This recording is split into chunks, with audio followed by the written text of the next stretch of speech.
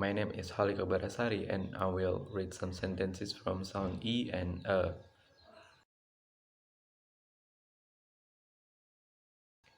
Sound E. 1. Many gentlemen went together to settle here. 2. I intend to present a better bed. 3. My friend sent letters to Betty yesterday. 4. Eleanor said she'll let me lend a penny. 5. 7 guests were present to welcome them. 6. Herons never rest before getting to their nest. 7.